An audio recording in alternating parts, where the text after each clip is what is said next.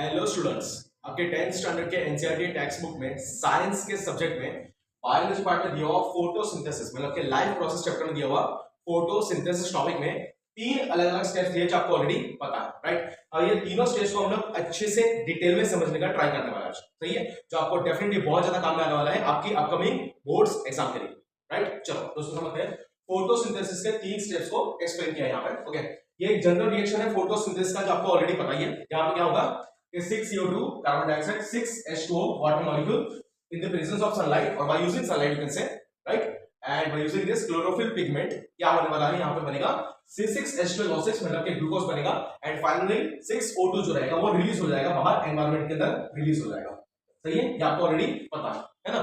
अब इसके तीन अलग अलग स्टेप्स आपके सामने यहाँ पे लिखे हुए मैंने शॉर्ट एंड स्वीटली। सबसे पहला स्टेप जो आपको दिया है एनसीईआरटी में उसका नाम है absorption of light energy, absorption of light energy.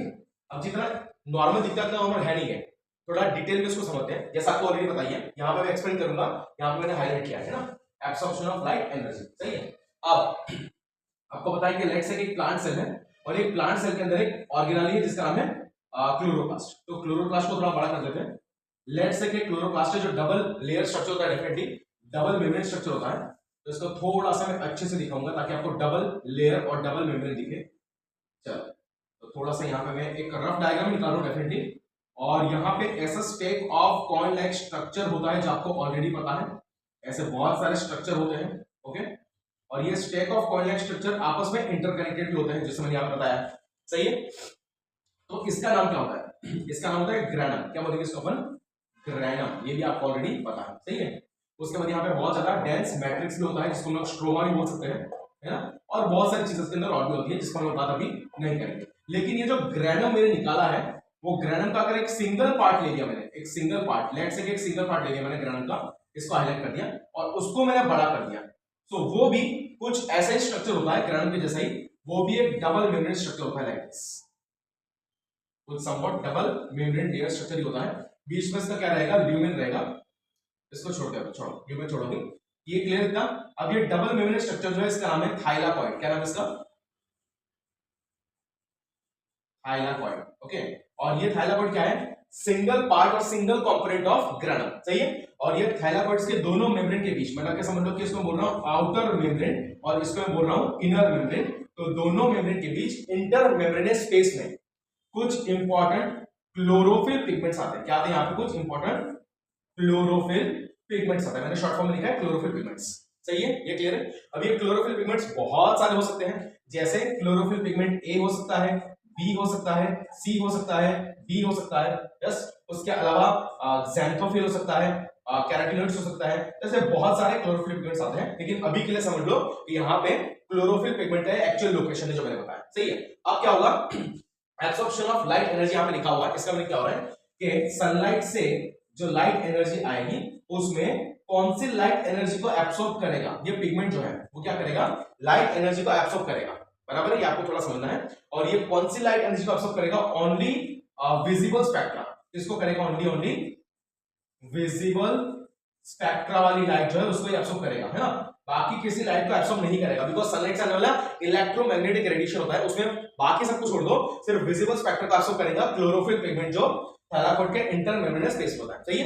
अब विजिबल स्पेक्ट्रा की रेंज आपको ऑलरेडी पता ही होगी, नॉर्मली 390 टू 710, है ना, मैं लिख रहा हूं यहाँ पे 390 टू 710 नैनोमीटर, ये उसकी कुछ वेवलेंथ है, उसका लैम्डा है, मतलब वेवलेंथ है, बराबर है। तो यही लाइट को, जिसको हम लोग विब्ग्योर बोलते हैं, शॉर्ट विब्ग्योर, राइट, उसी लाइट को एब्सॉर्ब करेगा ये आपका क्लोरोफिल पिगमेंट। तो इसी का मीनिंग होता है कि absorption of light energy by chlorophyll pigments, जो इस तरीके से यहाँ पे लोकेट करते हैं, सही है। चलो ये क्लियर हो गया।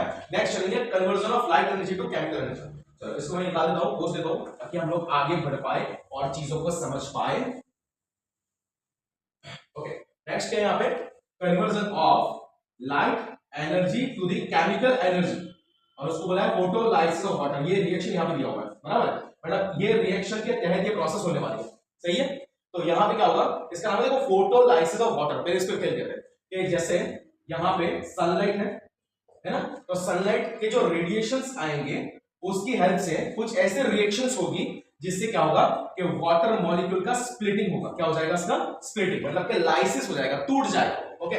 और टूट जाने के बाद क्या बनेगा, टूट जाने के बाद वो फ्री H प्लस आयन बनाएगा, प्लस वो कुछ फ्री इलेक्ट्रॉन बनाएगा, प्लस वो कुछ फ्री O2 बनाएगा, O2 को रिलीज करेगा। ओके, तो O2 तो एनवायरनमेंट के अंदर क्या हो जाएगा भैया, रिलीज हो जाएगा। ये आपको ऑलरेडी पता ही है, जनरल रिएक्शन दिया हुआ है।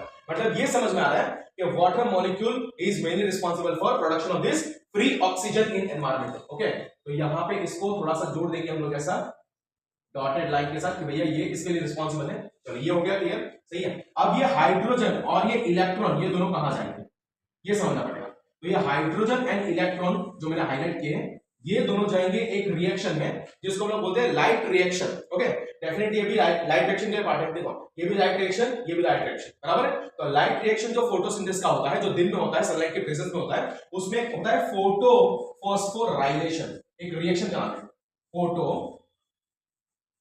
फॉस्फोराइलेशन। यहां पे क्या होता है, एक समझ में आ रहा है, फोटो मतलब क्या, लाइट एनर्जी। तो यहां पे सनलाइट का यूज करके क्या होने वाला है, यहां पे सनलाइट का यूज करके एटीपी का प्रोडक्शन करना, एटीपी का प्रोडक्शन करना ये होता है, बराबर है।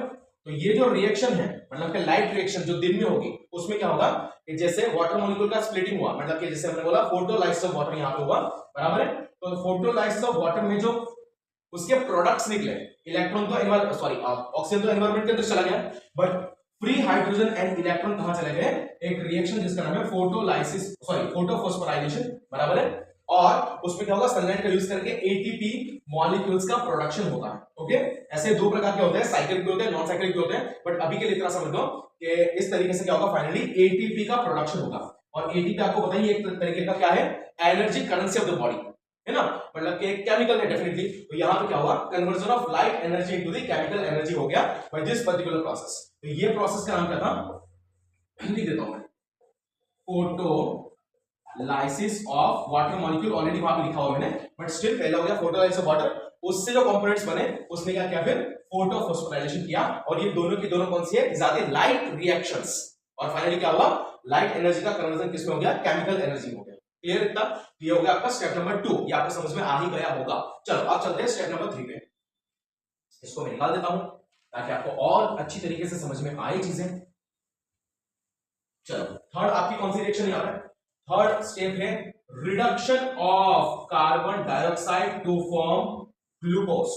ओके, आपको बताइए रिडक्शन क्या होता है, एक तो H प्लस आयन ऐड होना, या फिर ऑक्सीजन रिलीज होना है ना, या फिर इलेक्ट्रॉन गेनिंग लूजिंग का भी होता है, गेनिंग किया तो रिडक्शन, लूज किया तो ऑक्सीडेशन, ये आपको ऑलरेडी पता ही है। कुल मिला के यहाँ पे क्या होगा, कार्बन डाइऑक्साइड का रिडक्शन होगा, जिससे क्या बनेगा, फाइनली ग्लूकोज बनेगा। बट ये रिएक्शन दिन में नहीं होती है, ये रिएक्शन आएगी डार्क रिएक्शन के अंदर। ओके, तो ये हम लोग समझने वाले हैं अभी कि इसमें ये आएगी डार्क रिएक्शन। ये कैसी आपकी डार्क रिएक्शन, मतलब कि देखो आपको बताइए ना कि फोटोसिंथेसिस दिन में तो चलेगा, रात में भी चलेगा, तो ये डार्क रिएक्शन है जहां पे सनलाइट की रिक्वायरमेंट नहीं है, बराबर। तो यहाँ पे क्या होगा, जो दिन में एटीपी बना है, देखो पहले इसमें आके दो अलग अलग साइकिल्स जो हम लोग डिटेल में पढ़ते हैं हायर लेवल पे, बराबर, नीट लेवल पे। तो इसमें एक आएगा C3 पाथवे, C3 पाथवे और C3 साइकिल और कैल्विन साइकिल बोलो तो भी चलेगा। एंड दूसरा इसके अंदर आएगा C4 पाथवे, क्या आ जाएगा, C4 पाथवे आ जाएगा, बराबर है। ये दोनों पाथवे आते हैं अंडर दिस डार्क रिएक्शन, है ना। और इसमें क्या होगा, अभी इसमें थोड़ा समझने का ट्राई करते हैं।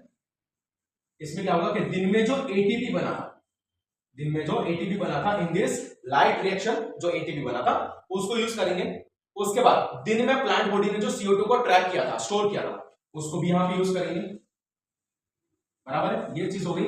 और ये पूरे रिएक्शन में क्या होगा, कहीं ना कहीं जो CO2 है, मतलब कि जो कार्बन डाइऑक्साइड, उसका क्या हो जाएगा, रिडक्शन भी हो जाएगा, उसका क्या हो जाएगा, यहाँ पे रिडक्शन भी हो जाएगा। ये कैसे होता है रिडक्शन, ये आप लोग पढ़ सकते हो C3 एंड C4 पाथवे के अंदर, बराबर है। ये आपको मतलब डिटेल में बताया जाता है वहां पे कि किस तरीके से इसका रिडक्शन होता है, by using which particular enzyme, वो भी वहां पे दिखाया गया है। ओके, कुल मिला के CO2 का रिडक्शन हुआ प्लस एटीपी यूज हुआ, और ये सब कुछ मिलने के बाद फाइनली क्या बनेगा, रात में, मतलब डार्क रिएक्शन, मतलब क्या, ये प्रोसेस हो रही है नाइट में, लिख देता हूं यहाँ पे भैया, रात में हो रही है, सही है। और फाइनली यहाँ पे क्या बनेगा, ग्लूकोज मॉलिक्यूल बनेगा, क्या बनेगा, ग्लूकोज मॉलिक्यूल बनेगा, मतलब कि C6H12O6 बनेगा। तो इस तरीके से कुछ रिएक्शन चलती है, रात में चलती है। Okay, so reduction of carbon dioxide to form glucose molecule, मतलब ये समझ में आ रहा है कि ये जो कार्बन डाइऑक्साइड था वो कहीं ना कहीं रिस्पॉन्सिबल था किसको बनाने के लिए, ये रिस्पॉन्सिबल था किसको, ग्लूकोज को बनाने के लिए, ठीक है। ये भी आपको यहाँ पता चल ही गया होगा। सही है। तो इस तरीके से 3 अलग अलग स्टेप्स जो आपको ऑलरेडी दिए हुए हैं 10th स्टैंडर्ड के एनसीईआरटी में लाइफ प्रोसेस चैप्टर में, जो मैंने यहाँ पे एक्सप्लेन करने का बताने का ट्राई किया है। तो आई होप कि आपको ये बहुत अच्छी तरीके से समझ में आया होगा और ये डेफिनेटली बहुत ज्यादा हेल्पफुल रहेगा आपकी आने वाली बोर्ड्स एग्जाम के लिए। Okay, so thank you so much.